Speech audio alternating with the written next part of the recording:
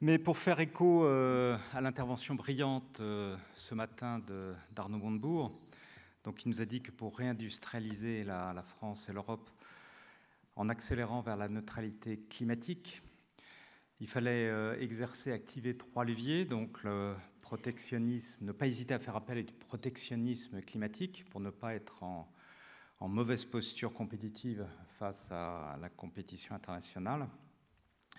Il fallait travailler plus, ce qui est une remarque intéressante de la part de notre ancien ministre. Et il fallait orienter surtout les financements, parce que c'est le nerf de la guerre, il fallait orienter les financements vers des projets décarbonés et, si possible, socialement justes. Donc c'est le thème des interventions de cette session de cet après-midi, la comptabilité et finances durables pour faciliter, pour favoriser une transition écologique et socialement juste. Et pour cela, je vais appeler notre premier intervenant, Laurent Bazin.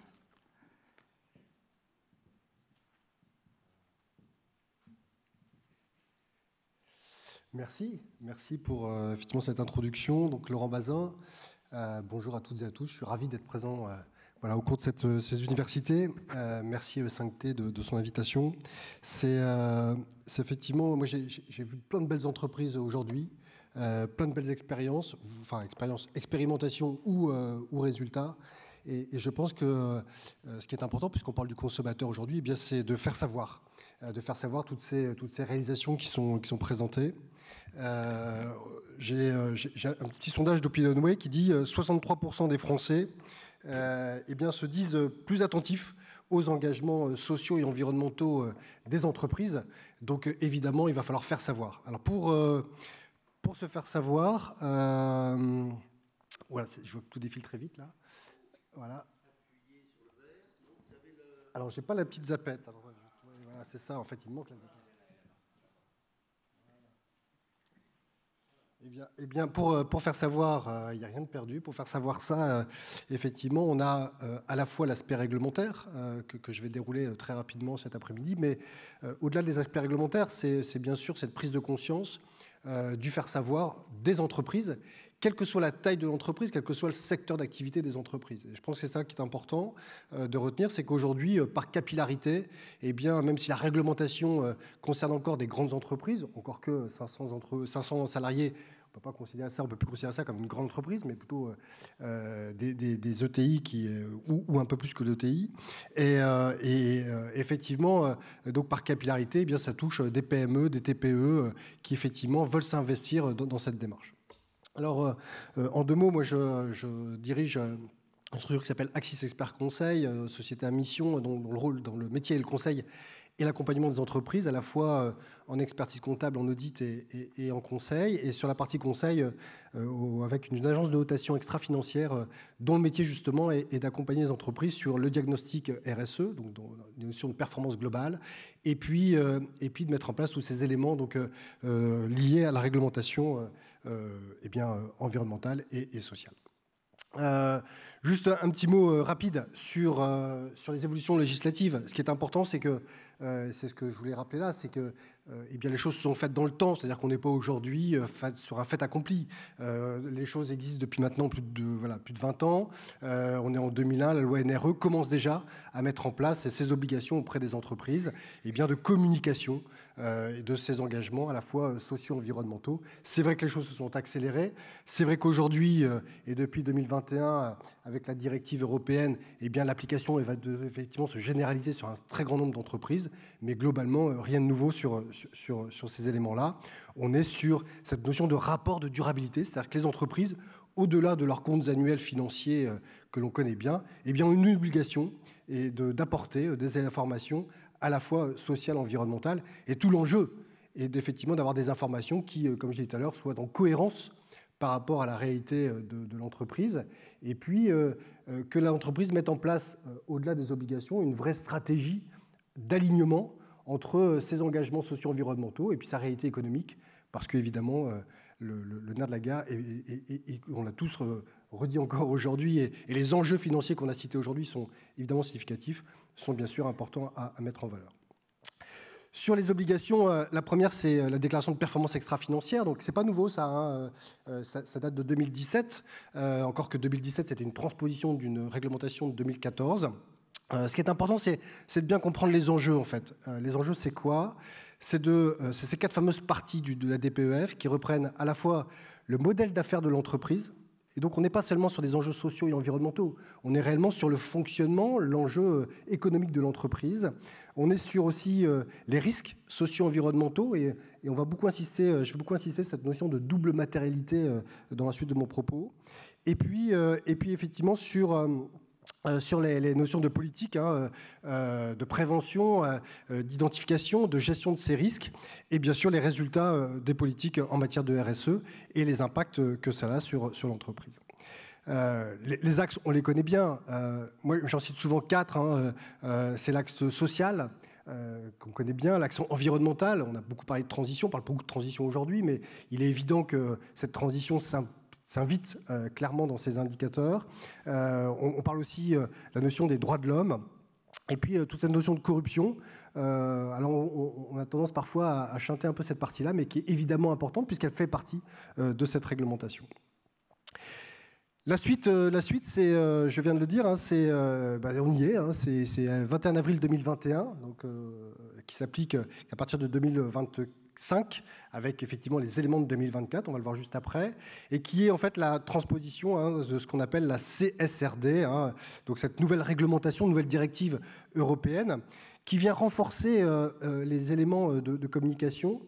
Le point surtout sur lequel je voulais insister, c'est que ça vient, enfin l'objectif, c'est d'homogénéiser ces fameux rapports de durabilité. Aujourd'hui, tout le monde y va un peu de ces indicateurs, tout le monde y va un petit peu de ces ratios, de ces informations, etc.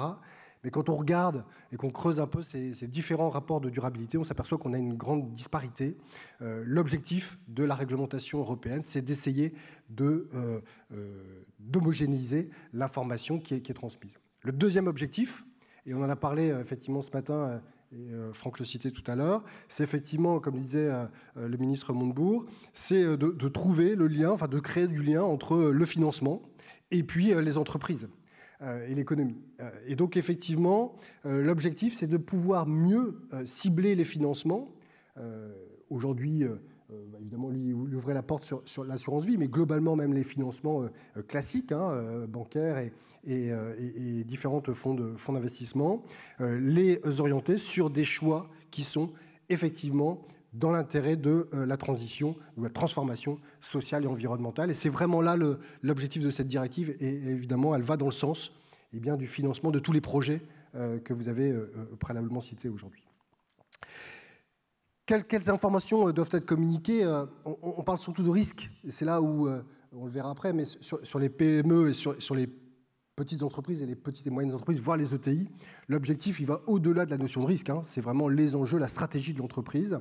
On a donc ces questions de durabilité, parce que c'est le terme consacré maintenant. Hein. On ne parle plus de RSE, on parle de durabilité. Pourquoi? Parce qu'on est sur un aspect européen, donc c'est la traduction européenne de sustainability, l'impact de l'entreprise sur son environnement, l'annonce des objectifs liés au développement durable. Hein, donc réellement, on est sur une volonté affichée, hein, donc effectivement la volonté d'aller vers une stratégie qui soit identifiée. Et puis, on va voir qu'on doit effectivement, dans cette dynamique de nouvelle directive, se fixer des objectifs.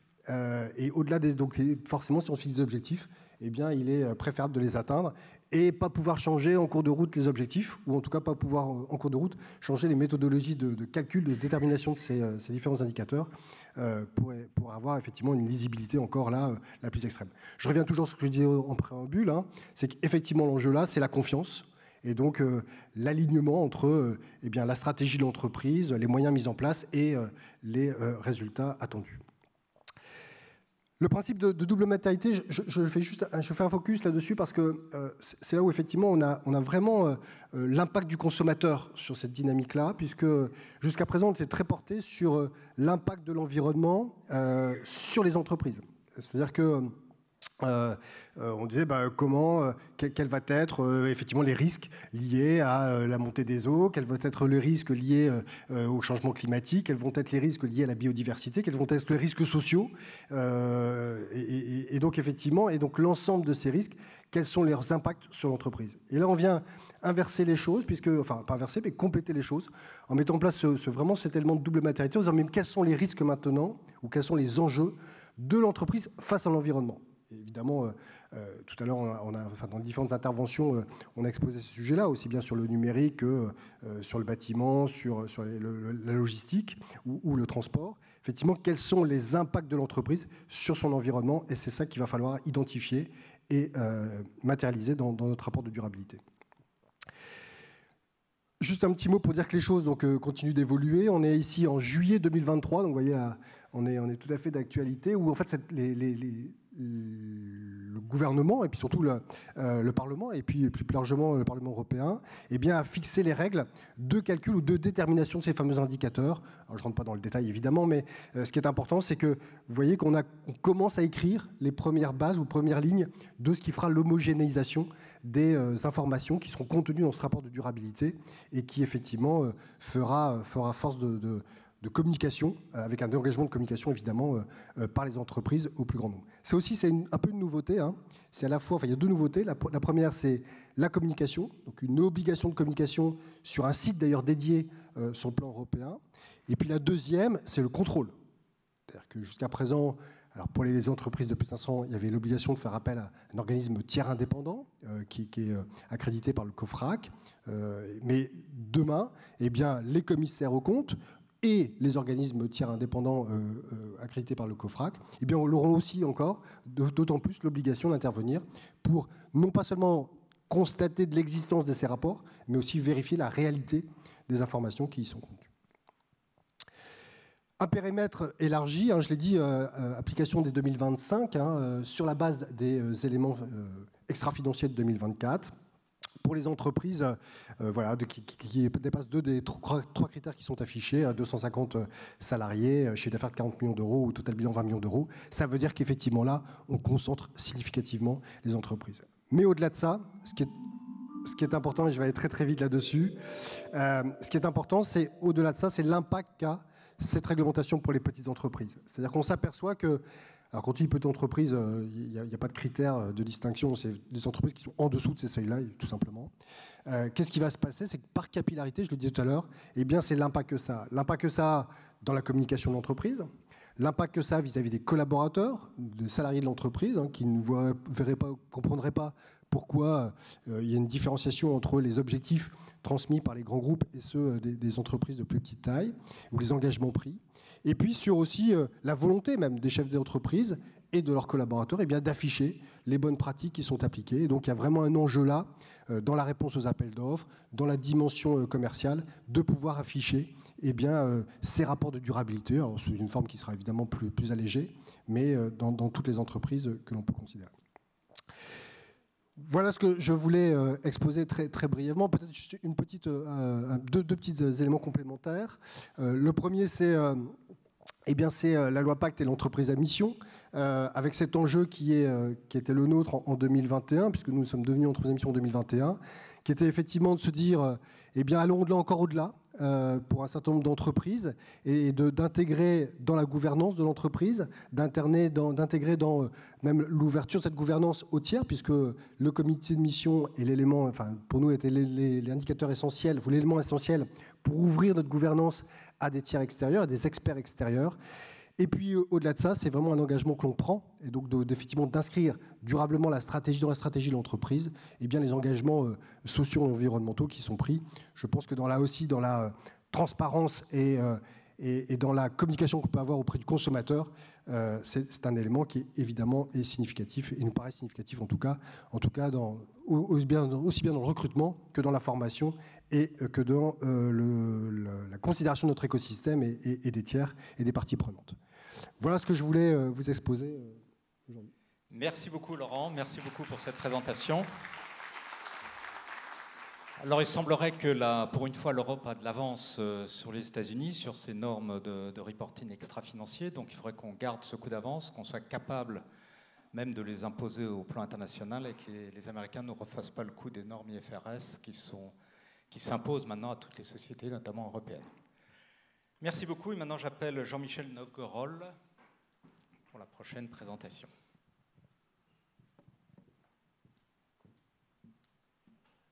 Bonjour à tous, merci pour cette invitation. Et puis, je crois qu'il faut appuyer sur la zapette. Voilà. En fait, je vais vous parler de quelque chose qui me tient véritablement à cœur depuis longtemps et sur lequel j'ai pas mal travaillé. C'est un plaidoyer que je vais essayer de faire en faveur de solutions politiques innovantes. On entendait ce matin le ministre qui parlait de volonté politique. J'entendais, et on va être éclectique, il y a 2 jours, Nicolas Sarkozy qui parlait aussi de plan Marshall pour l'Afrique, qui parlait véritablement d'engagement politique fort. Et je crois ce qui nous manque aujourd'hui aussi, c'est une vision stratégique des choses qui permettent la réindustrialisation, qui permettent véritablement d'accélérer la transition écologique, de créer des emplois dans nos pays et de trouver tout simplement des solutions qui permettent de le faire aisément sans alourdir la charge de la dette publique. Et il y en a, on va le voir, et c'est ce que je vais essayer de vous développer le plus rapidement possible. Alors, le premier point, c'est partir de l'acquis. L'Europe a évolué très vite ces dernières années. Et il y a une révolution qui est en marche. Ça paraît relativement anecdotique, mais en réalité, c'est quelque chose de très fort parce qu'on a créé un outil nouveau. Ce sont les obligations vertes qui ont pris leur envol avec ce qu'on appelait le Green Deal. Vous voyez, c'est récent, décembre 2019, plan d'investissement européen qui a été décidé par les États membres, parce que ce sont les États membres qui décident, on le sait bien, la Commission propose, le Parlement vote, mais ce sont les gouvernements des États membres qui décident de la politique européenne. Donc ils se sont mis d'accord pour la première fois sur un véritable plan de relance qui passerait par un Green Deal, avec évidemment une nouvelle stratégie dédiée liée au financement. Cette stratégie, en réalité, développe des critères dont on a un petit peu parlé, cette fameuse taxonomie, c'est-à-dire quelles sont les activités vertes qui relèvent de l'enjeu de politique européenne que l'on va qualifier d'activité verte et qui va permettre un financement qu'on va qualifier de financement vert. C'est essentiel. Est-ce que le nucléaire en fait partie, par exemple ? Pendant longtemps, ça a été non. Finalement, ça a été oui, puisque si on raisonne en termes d'émissions de CO2, le nucléaire, en termes d'émissions de CO2, c'est plutôt exemplaire. L'Allemagne a fini par le reconnaître. Comme quoi, parfois, il faut s'accrocher un petit peu à ce que l'on croit pour arriver à obtenir des résultats dans le cadre d'une coopération politique européenne. Et puis, il y a évidemment des critères objectifs avec du reporting, parce qu'il faut que ce financement vert soit affecté à des activités, à des investissements qui soient véritablement le sous-jacent et qui permettent le développement des activités dont on parle. Donc c'est ce qui permet d'objectiviser quelque part la vision. C'est-à-dire que si on n'a pas une définition propre de ce que sont les activités vertes, on ne peut pas avoir une définition de ce qu'est le financement vert, puisque par définition, il va financer un investissement qu'on va qualifier de propre au développement d'activités dites vertes. Et ça, aujourd'hui, ça existe, puisque ça a été créé en juin 2020 par ce règlement européen, et on a aussi une définition des objectifs environnementaux avec 2 enjeux climatiques spécifiques qui sont visés et également l'accompagnement, c'est ce qu'on appelle le European Green Bond Standard, donc les standards d'obligations dites vertes qui ont été finalement approuvés entre le Parlement européen et le Conseil des gouvernements au mois de février 2023. Donc vous voyez, c'est récent, c'est-à-dire qu'on travaille dessus depuis 2019-2020 et on aboutit en 2023 à un standard d'obligations vertes européennes.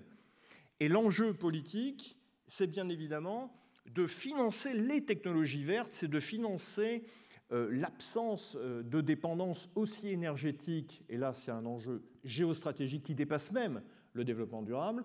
On voit bien les difficultés que l'on a aujourd'hui dans le monde avec évidemment le financement et le coût que représente l'acquisition d'énergie. Myriam Mastroeni me disait tout à l'heure, l'enjeu c'est de passer de l'OPEX au CAPEX, mais c'est tout à fait ça. L'enjeu c'est de passer d'un compte de résultats qui nous coûte de plus en plus cher, de s'éviter des chocs d'offres inflationnistes comme on a connu dans les années 70, encore récemment avec la guerre en Ukraine, et c'est d'assumer nous-mêmes notre propre indépendance tout en générant des emplois, en créant de la richesse et en évitant de subir une inflation qui résulte d'un choc d'offres externe qui nous est imposé pour des raisons strictement géopolitiques et dont l'enjeu est de faire pression sur nous. Donc en clair, tout est lié. Et si on prend la mesure de cet enjeu, ça va bien au-delà du coût, ça va bien au-delà de l'investissement. C'est une assurance vie, c'est une assurance pour la croissance future, c'est une assurance pour l'emploi futur. Et c'est forcément un investissement sur lequel on aura un retour important. C'est la raison pour laquelle les gouvernements ont dit on va mettre 750 milliards d'euros, ce qui est pas mal, sur le Green Deal, et on va financer à raison au moins d'un tiers, soit environ 250 milliards, par l'émission d'obligations vertes, puisqu'on vient d'en définir le contour, et puisqu'on vient de définir quelles sont les définitions qui permettent effectivement de les tracer. Première émission obligataire, 12 milliards d'euros au mois d'octobre 2021. Depuis, il y en a eu beaucoup. On n'est pas encore aux 250 milliards, mais il convient de relever que ça existe et que dans le monde aujourd'hui, il y a 2500 milliards d'obligations qu'on peut qualifier de vertes, pas forcément au standard européen, mais qu'on qualifie de green bonds de manière assez large. Alors, ça, c'est le premier point. Ça existe, on a les green bonds, on veut le développer, l'Europe veut devenir une place importante en matière de green bonds. Mais ce n'est pas tout. Vous avez tous entendu parler de la politique monétaire qui a été l'accroissement quantitatif, le quantitative easing dans la langue de Shakespeare, entre 2015 et 2020, puisque ça faisait suite à des politiques monétaristes qui, dans le contexte de la crise financière de 2008 et de ses conséquences, avaient été quasi dramatiques, puisque les banques commerciales européennes étaient en difficulté. En fait, la BCE a racheté les titres que détenaient les banques commerciales, massivement, à tel point que le bilan de la BCE est passé de 13% du PIB de la zone euro en 2008 à environ, fin 2019, 43%. Et puis arrive la crise sanitaire et on décide de financer les États qui ont des déficits. Et là, on est passé à 63% à fin 2022, ce qui est beaucoup. Et avec le retour de l'inflation, lié au choc d'offres, mais aussi à la surliquidité, c'est ce que beaucoup ont dit, mais je remarque quand même que c'est la chronologie du choc d'offres et de la guerre qui induit l'inflation, et qu'en surliquidité, on était déjà avant le choc d'offres, et pour autant, on n'avait pas d'inflation. Je le dis au passage. Pour ceux qui sont plus, on va dire, convaincus d'une politique monétariste sur le sujet. Mais si on revient dans les années futures à une inflation maîtrisée à 2 ou 3 points, ce qui est l'objectif aujourd'hui de l'Union européenne, on l'annonce pour 2025, même si ce n'est pas 2025, même si c'est 2026 ou 2027, il n'en demeure pas moins que l'explosion de la masse monétaire, qui aujourd'hui est à nouveau en restriction de par la politique et menée par la BCE du fait de l'inflation depuis le début de l'année, pourrait permettre de financer dans les prochaines années le rachat d'obligations vertes. Pourquoi ? Parce qu'en fait, les titres que rachète la Banque centrale sont des titres qui représentent une dette qui est remboursée. Donc selon la maturité, c'est-à-dire la durée de la dette, on va avoir un remboursement à telle ou telle échéance. Et bien chaque année, on est remboursé. Alors il peut y avoir des défaillances, mais enfin globalement, on est remboursé. Donc la question est de savoir si la BCE, quand elle est remboursée, elle rachète des obligations, ou à l'inverse, si elle s'abstient de le faire. Depuis le début de l'année, elle s'abstient de le faire. C'est normal. Politique anti-inflation, augmentation des taux, restriction de la masse monétaire, excès quand même de la masse monétaire, on était à 63% du PIB de la zone euro. Mais pour autant, si on continue comme ça, on va peut-être passer en dessous de 50%, peut-être en dessous de 40%. Et la question que je vous pose, c'est une fois qu'on aura atteint cet objectif de retour à une inflation maîtrisée et à une croissance qui pourra reprendre, est-ce qu'on ne pourra pas utiliser cette masse qui sera peut-être de 40 points, on va dire, du PIB de la zone euro, pour réinvestir dans des obligations vertes? C'est ce que croit le professeur De Graux, qui a écrit plusieurs fois sur le sujet, en disant que c'est une fenêtre d'opportunité. Parce que ça ne nous coûtera pas plus cher. C'est-à-dire que la BCE, lorsqu'elle est remboursée, elle va racheter des titres sur le marché secondaire. Alors, est-ce que c'est possible sur le plan juridique? Ça l'est tout à fait. Christine Lagarde, en 2019, quand elle est auditionnée par le Parlement européen, on lui pose la question. Elle dit, mais je crois en effet que la BEI a acheté des obligations vertes sur le marché secondaire. Elle ne peut pas évidemment les souscrire directement, mais sur le marché secondaire, c'est-à-dire qu'elle peut les refinancer sans aucune difficulté. Benoît Cœuré, qui est un autre Français qui faisait partie du comité exécutif de la BCE, avait lancé la même idée. Il avait même dit, si c'est une priorité de l'Union européenne, si c'est un objectif de politique qui est prioritaire, qui est essentiel, alors pourquoi ne pas conceptualiser même le fait que l'on doive racheter des obligations vertes systématiquement ou dans une certaine proportion sur le marché secondaire, puisque de toute façon la BCE rachète des titres aux banques. Pourquoi ne pas viser en priorité les titres verts? C'est tout simple comme raisonnement. Et c'est ce qui s'est passé.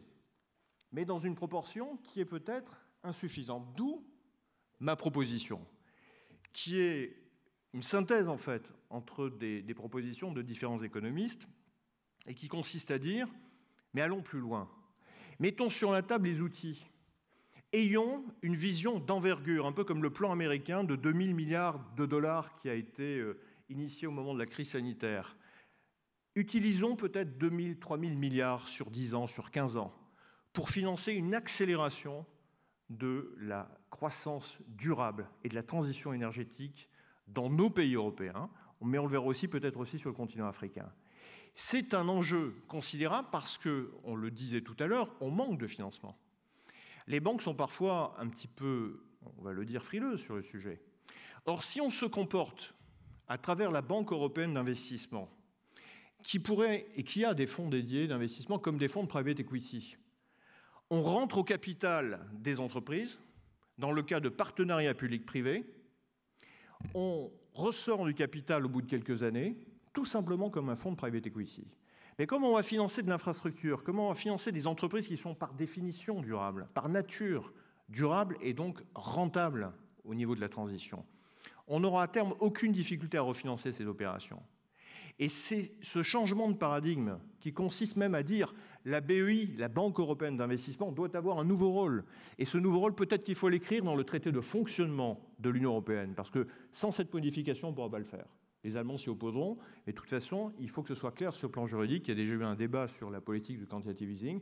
Il faut aller plus loin. Si on veut le modifier, on le peut, mais il faut modifier le traité de fonctionnement de l'Union européenne et confier à la Banque européenne d'investissement cette mission qui, par des fonds d'investissement, pourraient entrer au capital, comme des fonds d'amorçage, comme des fonds mezzanines, pour que les projets publics-privés soient financés en levant de la dette bancaire. C'est-à-dire qu'on aurait un effet de levier supplémentaire. Et avec ça, on peut accélérer le financement de l'investissement. Avec 2000 milliards, on peut faire 4000 milliards. Avec 3000 milliards, on peut faire 6000 milliards. Donc c'est ce genre de logique qui consiste à dire, attention, ce n'est pas de la liquidité pour de la liquidité qui va renchérir les prix des actifs tels que l'immobilier, c'est de la liquidité qui va aller directement à l'investissement productif, qui va permettre la création d'emplois, qui va permettre de ne plus dépendre de la facture énergétique externe, qui va permettre de ne plus polluer et donc de ne plus induire le coût pour la planète qui va être tout aussi important et donc de mieux contribuer aussi à l'effort planétaire pour lequel on s'est engagé.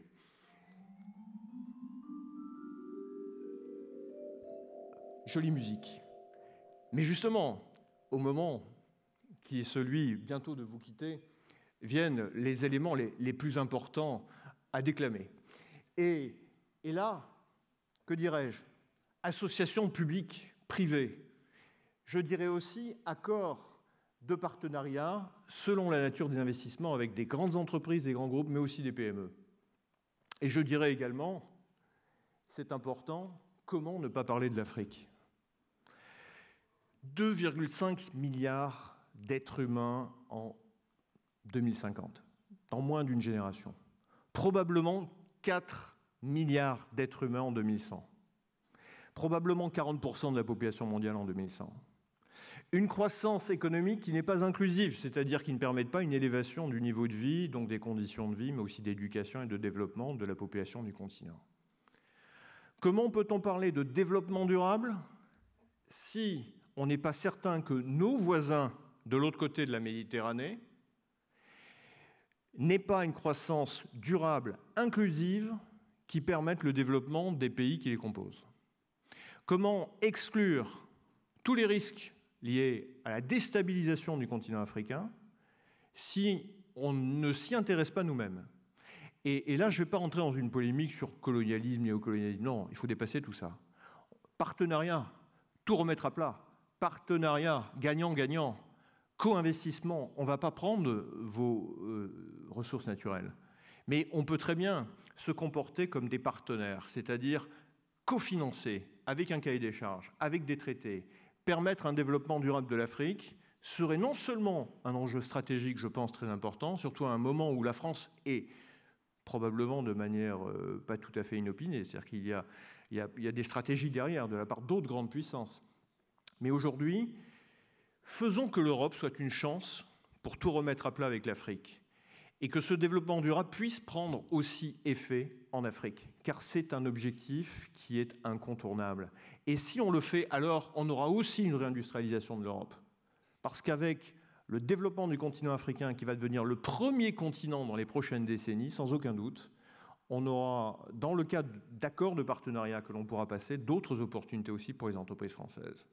Et c'est la raison pour laquelle je me dis qu'aujourd'hui, il faut mettre en avant ces solutions. Il faut que nous, qui sommes issus de la société civile, qui sont dans les entreprises, dans les institutions financières, qui avons perçu certaines choses, eh bien, on avance sur ces sujets pour proposer des solutions pour que les politiques s'en emparent. Car évidemment, ça passera par des accords entre les États. J'entendais Nicolas Sarkozy qui disait il y a 2 jours encore une fois, il faut mettre tous les États autour de la table, africains et européens. J'ai fini. Merci beaucoup Jean-Michel. Puissiez-vous être entendu.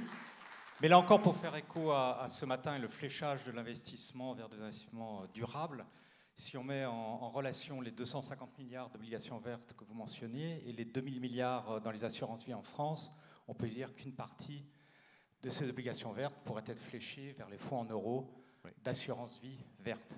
Merci beaucoup et je laisse maintenant la parole à Myriam.